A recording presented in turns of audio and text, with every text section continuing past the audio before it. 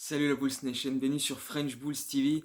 Je pensais pas refaire une vidéo aussi vite après la dernière que j'ai postée hier. Mais il s'est passé tellement de choses depuis déjà que voilà, il fallait faire le point avec cette superbe victoire à domicile contre les Nuggets dans des circonstances, encore une fois, qui montrent à quel point cette équipe a du caractère et de la hargne.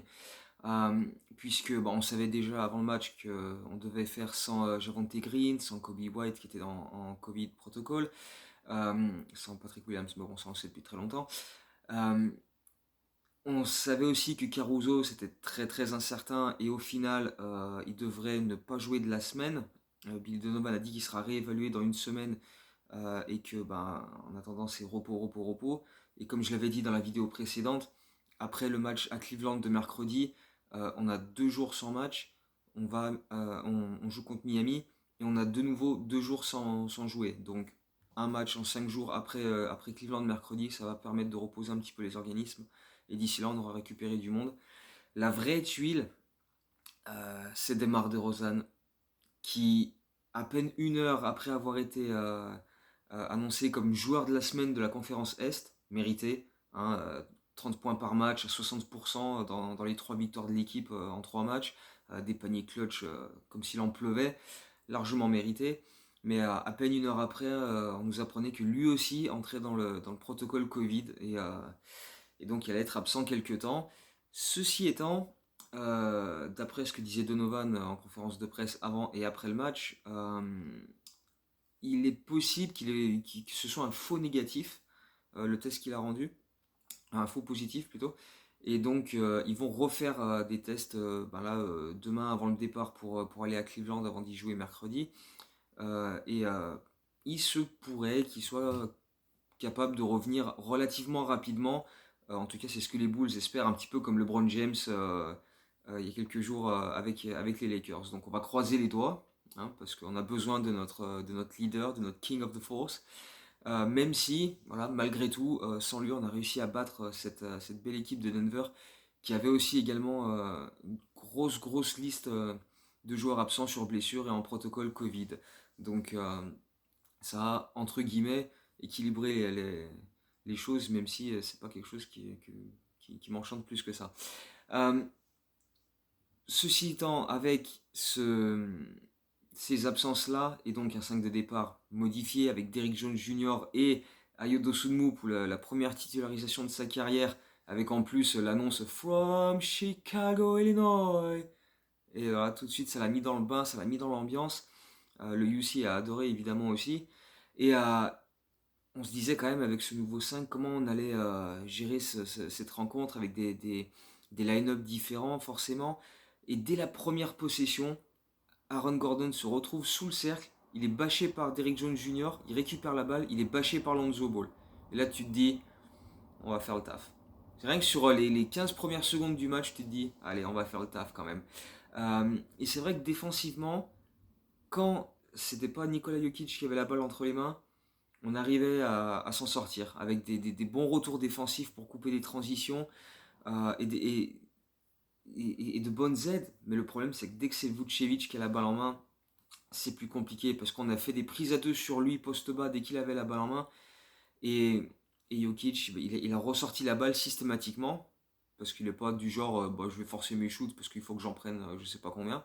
Il a aucun souci avec le fait de partager la gonfle, surtout que c'est un fabuleux passeur, on le sait tous. Et Denver a eu énormément d'adresses à 3 points dans les premières minutes du match, dans la première mi-temps globalement. Je crois qu'ils font 8 sur 19 en première mi-temps à 3 points, les Nuggets, avec Will Barton qui est toujours excellent face à nous. Comme j'avais dit, je me rappelle dans la vidéo après le match à Denver il y a quelques semaines, Will Barton, si tu regardes que les matchs contre les Bulls, t'as l'impression que le mec c'est un All-Star. Alors qu'en fait, globalement c'est un très bon joueur, mais voilà, pas déconner non plus. Mais c'est vrai que contre nous particulièrement, il est toujours à fond. Va savoir pourquoi.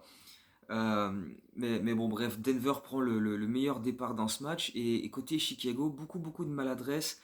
Même avec voilà, des tirs ouverts, il y a des bonnes circulations de balles, bonne circulation de joueurs aussi pour profiter de certains screens et se retrouver démarqués dans les corners. Et malgré tout, on a loupé quelques shoots. Il y avait Derrick Jones Jr. tout seul à 3 points. Ayo Dosunmu, il y a plusieurs fois la balle qui lui glisse des mains ou c'est lui qui glisse. Donc c'était un petit peu brouillon. On a mis du temps à vraiment se mettre en route dans ce match-là offensivement. Vucevic a mis quelques paniers, Zach LaVine aussi. Au début du deuxième quart-temps, c'est Lonzo Ball qui claque deux paniers à 3 points consécutifs. Euh, et c'est un deuxième carton où il y a eu beaucoup de runs. On fait un 9-0, Denver fait un 13-0, on répond avec un 8-0. Enfin bref, ça allait un petit peu dans tous les sens à ce niveau-là. Au final, on arrive à la pause avec seulement 3 points de retard. Donc ce qui est quand même assez équilibré. Tu sens qu'on a quand même encore un peu de mal offensivement et que tu aurais besoin de,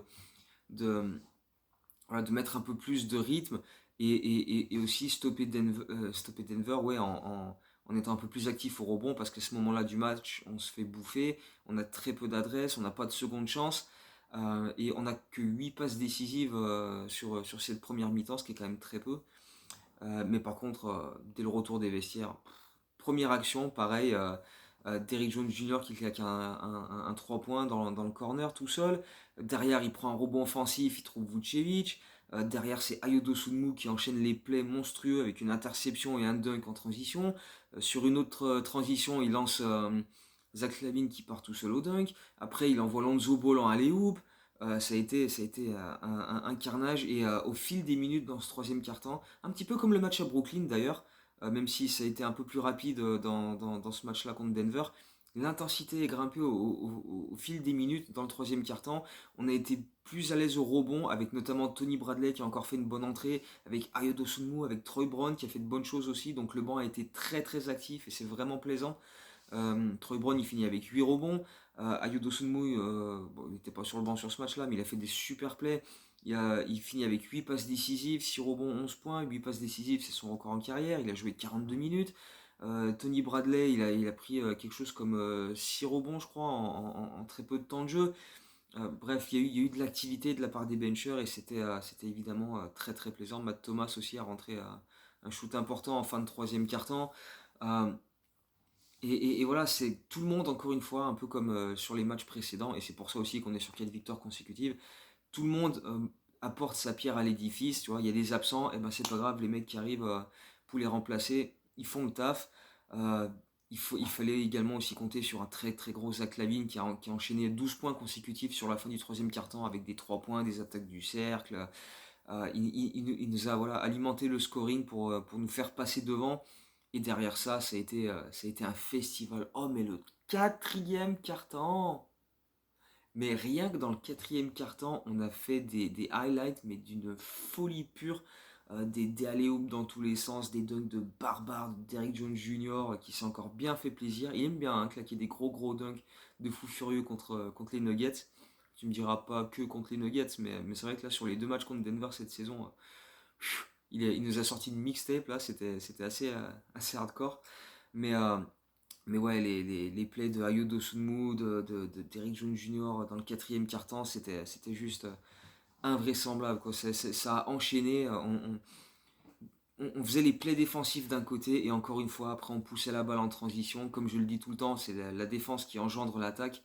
Et il y a une stat qui est parlante, c'est qu'on a inscrit 15 points en contre-attaque sur ce match-là et Denver 0. Donc malgré Nikola Jokic en triple-double sur ce match-là, euh, on a réussi à contenir les assauts de Denver. Vucevic a quand même fait un gros taf défensif. Alors c'est vrai qu'au niveau des stats offensives, il est à 8 sur 24, donc c'est pas forcément une fabuleuse adresse. Mais il trouve le moyen d'inscrire 20 points, il a pris 10 rebonds.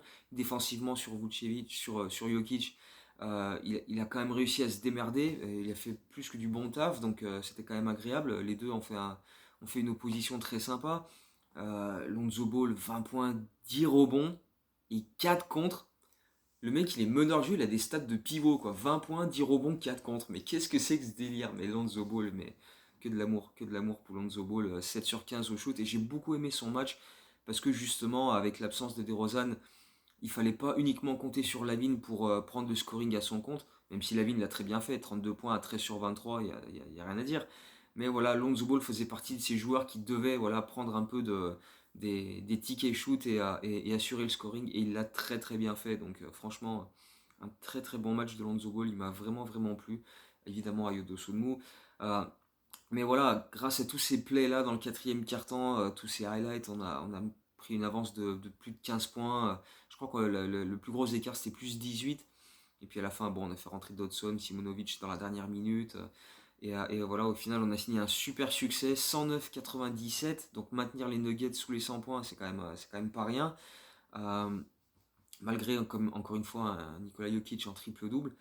Euh, mais, euh, mais voilà, derrière ça, ils ont eu beaucoup plus de difficultés. Ils ont beaucoup moins bien shooté à 3 points en deuxième mi-temps. Et on a contrôlé les rebonds, donc on leur a pas autorisé autant de secondes chances qu'ils en ont eu en première mi-temps. Donc ça a grandement aidé à faire la différence sur ce match-là. Pour signer une quatrième victoire consécutive quand même. Et puis voilà le tableau de chasse, hein. Charlotte, à New York, à Brooklyn et Denver. Sachant que voilà, t'as des matchs où il te manquait Caruso, Green, DeRozan cette fois-ci aussi, donc c'est quand même très très propre. 17 victoires, 8 défaites, 4 victoires consécutives.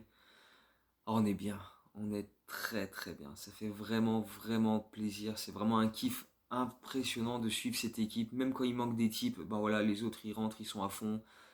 C'est que du bonheur. C'est que du bonheur. Après 25 matchs de saison régulière, franchement, on en a pris plein les yeux sur, allez, 23 sur les 25. Tu vois, franchement, il y a peut-être deux matchs vraiment où tu peux te dire, bon, allez, tu vois, le comeback à Portland et encore, mais surtout le match à Houston qui était vilain. Au pire, allez, les branlés qu'on a pris à Golden State et à domicile contre Indiana, mais il y avait des circonstances quand même sur ce match-là. Mais je veux dire, globalement, tu peux que kiffer ce qu'on montre. Tu as quand même sur ce match-là deux joueurs à 10 rebonds. Derrick Jones, il en prend 9. Troy Brown, il en prend 8. Euh, L'énergie défensive, elle est là pratiquement tout le long. Euh, donc voilà, c'est tellement, tellement, tellement fun parce que voilà, on est efficace des deux côtés du parquet. T'as toujours un type capable de prendre le relais quand quelqu'un d'autre n'est pas là. Donc, quel kiff, quel kiff. Non, cette équipe, elle est vraiment géniale. Donc, on peut que profiter, tu vois, continuer de profiter soir après soir. On a hâte que les matchs soient là parce que voilà, on se dit putain, c'est génial quoi. Tu sais que tu vas te poser devant ton écran et pendant 2h30, tu vas te régaler quoi. Donc voilà, on va continuer de faire ça, de kiffer tous ensemble. Live tweet mercredi pour le match à Cleveland à 1h du matin, donc soyez là.